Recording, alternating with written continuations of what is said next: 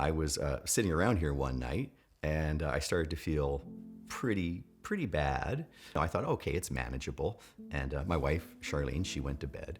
And about 11 o'clock, I woke her up because I was just in desperation.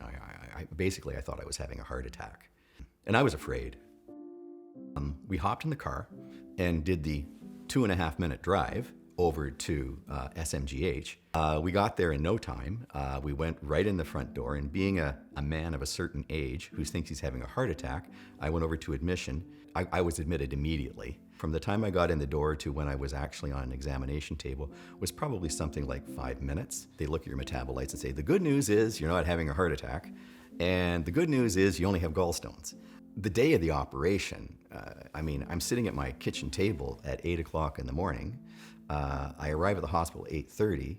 I have the surgery at 9:30, and I'm sitting back at my own kitchen table at 1 o'clock in the afternoon. I was just absolutely impressed with the quality of care I got pre, post, and during the operation. I was thrilled that I could be released the same day because I had heard stories of what it used to be like in, well, not that far long ago, where people had to have the full surgical intervention. They were admitted for 8, 9, 10 days.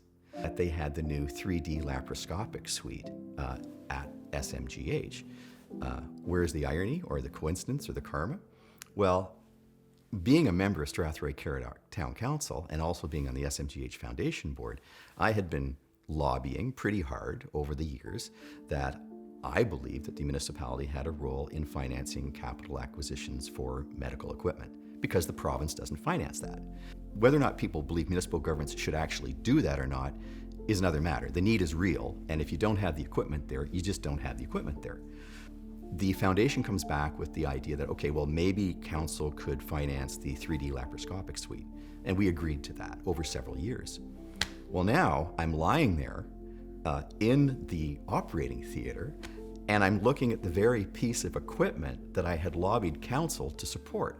And at that moment, it struck me in a very visceral way, no pun intended, but that I was getting an immediate personal benefit from what the municipality had decided to do. If that piece of equipment hadn't been there, I either would have had to have invasive surgery or I would have had to go to another community to have it done.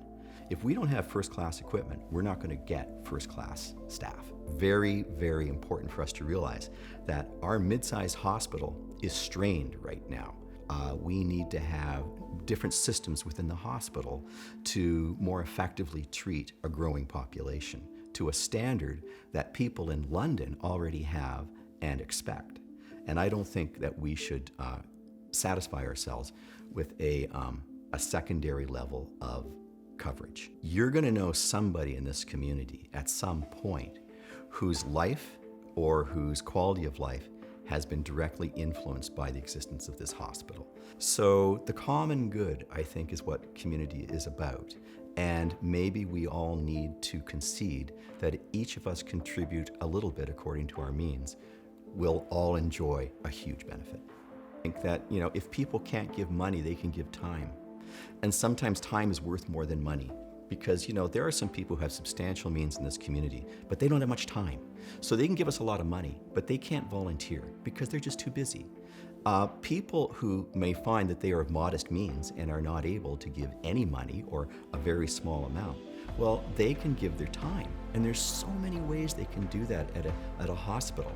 And I would love to see people, say, I want to volunteer my time.